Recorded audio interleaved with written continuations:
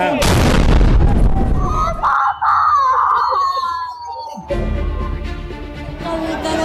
बंद कर दे।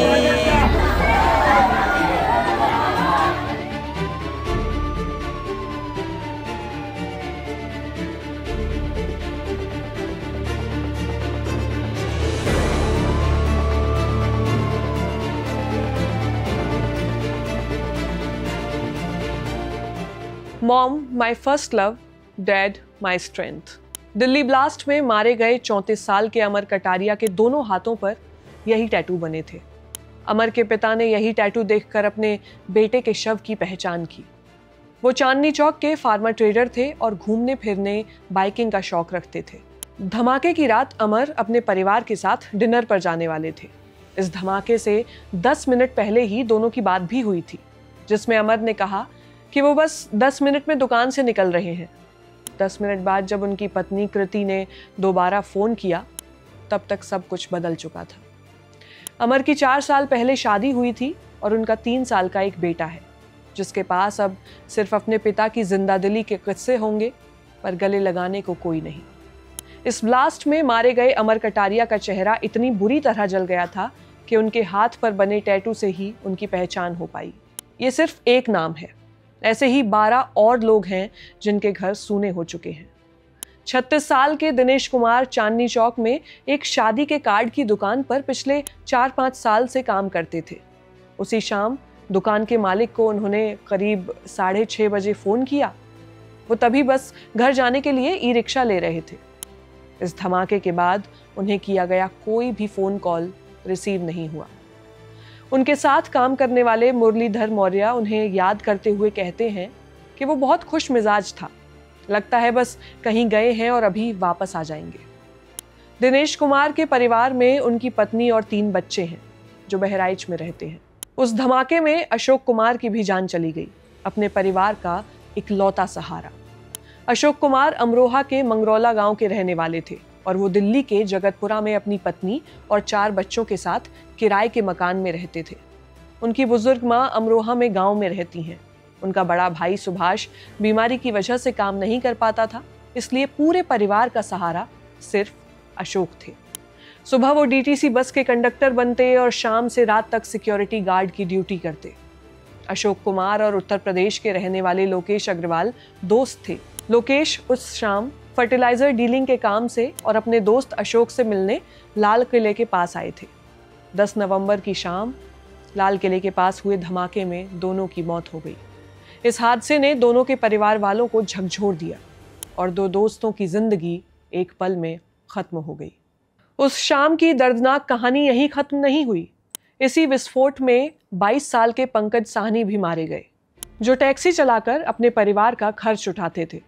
पंकज साहनी अपने रिश्तेदारों को नई दिल्ली रेलवे स्टेशन पर छोड़कर घर लौट रहे थे। जब धमाका हुआ, उसी समय दिल्ली पुलिस की कोतवाली थाने से पंकज के परिवार को फोन आया कि उन्होंने पंकज को इस हादसे में खो दिया है।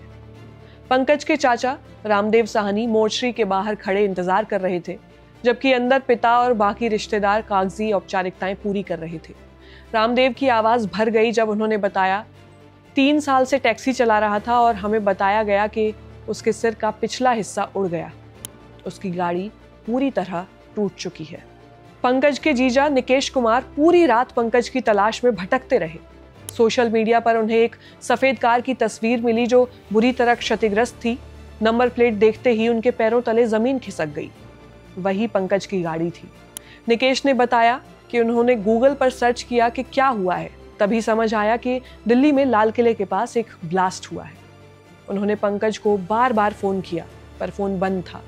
वो बाइक लेकर तुरंत निकल पड़े और पूरी रात इस हादसे की जगह के आसपास घूमते रहे।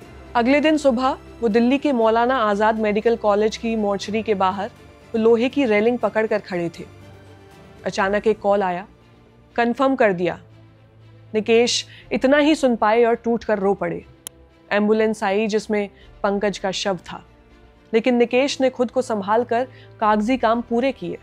3 साल पहले जब पंकज ने अपना गांव छोड़ा होगा तो उनके परिवार को ये अंदाजा भी नहीं रहा होगा कि ये शायद उनकी आखिरी मुलाकात है। पंकज ने 12वीं पास करने के बाद एक कंपनी में काम किया, पर नौकरी चली गई। घर चलाने के लिए पंकज ने टैक्सी चलाना शुरू किया। वो अपने परिवार में इकलौते कमाने वाले थे।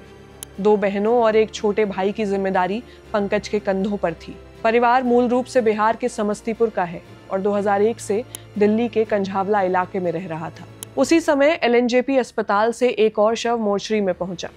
पीड़ितों में एक नाम था नौमान अंसारी। 21 साल के नौमान अंसारी उत्तर प्रदेश के शामली जिले के झंझाना कस्बे से थे, जहां वो अपनी छोटी सी कॉस्मेटिक शॉप चलाते थे।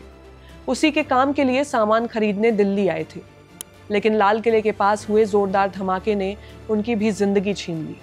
धमाके की चपेट में आने से नौमान की मौके पर ही मौत हो गई, जबकि उनके साथ आए रिश्तेदार अमन घायल हो गए और उन्हें LNJP अस्पताल में भर्ती कराया गया। LNJP हॉस्पिटल के बाहर माहौल बेहद दर्दनाक था। लोग अपनों की तलाश में इधर उधर भाग रहे थे, कुछ रोते हुए नाम पुकार रहे थे। नौमान का परिवार रो रो कर बस यही कह पा रहा था, कल सामान लेने आया था, वापस तो आ जाएगा। ऐसा किसने सोचा था? नौमान, जो अपने परिवार का इकलौता सहारा थे, सपनों के साथ दिल्ली आए थे, लेकिन अब कहने को कुछ नहीं है। नौमान के दोस्त सोनू परिवार को संभालने की कोशिश कर रहे थे, लेकिन इस तरह टूटे हुए लोगों को किस बात से ढांढस दिया जा सकता है? जुम्मन खान भी रोज ई-रिक्शा चलाकर अपने परिवार का पेट पालते थे। पत्नी ठीक से चल फिर नहीं सकती। जुम्मन खान के 3 छोटे बच्चे हैं। पूरा घर जुम्मन की कमाई पर टिका हुआ था। जिस रात लाल किले के पास धमाका हुआ, परिवार को उनकी लोकेशन आखिरी बार वहीं दिखाई दी। रात भर किसी भी खबर का इंतजार होता रहा। जब परिवार मोर्चरी पहुंचा तो शव की हालत से पहचान कर पाना बेहद मुश्किल था। आखिरकार उनके चाचा ने जुम्मन की टी-शर्ट से और उनकी पत्नी ने उनकी नीली जैकेट देखकर जुम्मन की पहचान की। उनके परिवार की नज़रों के सामने सच जैसे पत्थर की तरह खड़ा था। जुम्मन अब कभी घर नहीं आएंगे। 27 साल के शिवा जायसवाल उत्तर प्रदेश के रहने वाले थे और कपड़ों के बिजनेस से जुड़े थे। काम के सिलसिले में वो अक्सर चांदनी चौक आते जाते रहते थे।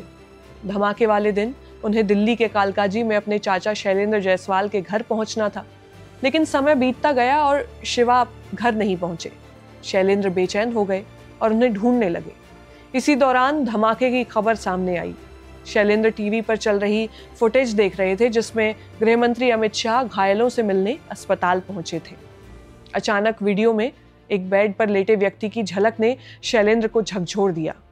वो शिवा थे। कुछ देर बाद अस्पताल से एक आधिकारिक पुष्टि मिली कि शिवा घायल हैं।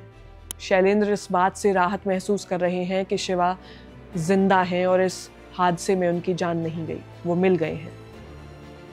जहां दिल्ली में कई जिंदगियां एक ही पल में टूट चुकी थीं, उसी अफरा तफरी और डर के बीच एक ऐसी कहानी सामने भी है जिसमें मौत का साया बहुत करीब से गुजर गया। निर्मित और करुणा सलूजा, जो अपने पिता की पुरानी LIC पॉलिसी से जुड़े काम के लिए गीता कॉलोनी गए थे, घर वापस लौट रहे थे। उनका रास्ता लाल किले वाली सड़क से होकर गुजरता है। उन्होंने बताया कि वो उस जगह से धमाके के कुछ ही मिनट पहले निकले थे। रास्ते में ही उन्हें एक रिश्तेदार का फोन आया, जिसमें बताया गया कि उसी जगह पर ब्लास्ट हुआ है। करुणा और निर्मित के पिता लालचंद 2005 के दिल्ली सीरियल ब्लास्ट में मारे गए थे और इस हादसे ने उनके परिवार की जिंदगी बदल कर रख दी थी। पिता के जाने के बाद उनकी मां ने घर और दुकान संभाली, लेकिन 2021 में कोविड के दौरान उनकी भी मौत हो गई। अब निर्मित वही जूस की दुकान चलाते हैं और करुणा अपनी पढ़ाई पूरी कर चुकी है। करुणा का कहना है कि धमाके की खबर सुनकर एक पल के लिए फिर वही डर और दर्द लौट आया जो उन्हें उनके पिता के जाने पर महसूस हुआ था। सिर्फ कुछ मिनटों के फासले से दोनों भाई बहन बचकर लौटे। उनके जहन में अपने पिता को खोने का डर, दुख और दहशत 20 सालों के बाद भी जिंदा है। ये वो लोग हैं जिन्होंने जिंदगी गंवा दी, लेकिन इस ब्लास्ट में अभी तक जिनके नाम संदिग्धों में शुमार हैं, वो है suspected suicide bomber Umar Mohammad, जो मुजम्मिल का करीबी बताया जा रहा है। मुजम्मिल कौन है? डॉक्टर मुजम्मिल अहमद, पुलवामा के निवासी, जिसे करीब 10 दिन पहले फरीदाबाद से गिरफ्तार किया गया। अल-फलाह यूनिवर्सिटी में मेडिकल स्टूडेंट था, जिसके घर से बरामद हुआ है 2900 किलो अमोनियम नाइट्रेट, 20 टाइमर्स और 20 बैटरियां। डॉक्टर शाहीन शाहिद अल-फलाह हॉस्पिटल में काम करती थी। फरीदाबाद में रेड के दौरान इनकी कार से AK-74 राइफल बरामद हुई है। इसके अलावा अभी तक जो भी नाम संदिग्धों की फहरिस्त में आए हैं, उनकी जांच की जा रही है। उनका दिल्ली ब्लास्ट से क्या कनेक्शन है या क्या हो सकता है। ये हादसा था या साजिश, अभी इसकी जांच चल रही है। एनआईए की टीम का गठन किया गया है। शुरुआती जांच में संकेत मिले हैं कि ये सिर्फ एक एक्सीडेंट नहीं बल्कि एक प्लान्ड टेरर एक्ट हो सकता है और इसमें कुछ फॉरेन हैंडलर्स का हाथ होने की भी आशंका है। विस्फोट वाली कार से एक कटा हुआ हाथ मिला था। अब एजेंसीज उस हाथ का डीएनए मैच कर रही हैं, यानी उस आर्म से डीएनए सैंपल लेकर उमर के परिवार के डीएनए से कंपेयर किया जाएगा। इससे ये कंफर्म होगा कि ब्लास्ट में मारा गया व्यक्ति सच में उमर ही है या कोई और है। नवंबर 2025 10 तारीख शाम 6:52 के करीब देश की राजधानी दिल्ली में एक धमाके ने ऐसी ही कई लोगों की जिंदगी खामोश कर दी। लाल किला मेट्रो स्टेशन के गेट नंबर 1 के सामने एक कार में अचानक बहुत तेज धमाका होता है। धमाका इतना तेज कि लोगों को लगा जैसे जमीन खिसक गई। जमीन कायदे से हिली थी, इतना जोर से झटका लगा था, हम ऐसा महसूस होगा कि भूकंप हुआ। गिनती खबर आंकड़ा ये कहता है कि धमाके में अब तक 13 लोगों की जान गई है, लेकिन इन जाने वालों के साथ कितने लोग जीते जी मर गए, इसका बयान कोई आंकड़ा नहीं कर पाएगा। दिल्ली में लाल किले के पास ब्लास्ट में कौन लोग मारे गए हैं? सड़क पर सामान बेचने वाले, स्ट्रीट वेंडर्स, वहां रोजगार या खरीदारी करने वाले लोग और रहगुजर। इनमें से किसी ने नहीं सोचा होगा कि कभी कुछ ऐसा हो जाएगा कि वापस लौट ही नहीं पाएंगे। कौन सोचता है? ऐसे हमलों के डर में कैसे जिया जा सकता है? मरने वालों के परिवार के जहन से ये दहशत क्या कभी निकल भी पाएगी? वहां हम में से कोई भी हो सकता था उस वक्त। दुख बहुत निजी होता है, जिस पर बीतती है वही जानता है। दिल्ली में जो हुआ, ऐसे हादसों, हमलों के दुख की शैया पर बहुत कुछ सार्वजनिक भी होता है, शायद उसका आधार। लेकिन अगर कुछ पीछे रह जाता है तो वो है मलाल, वो है सवाल।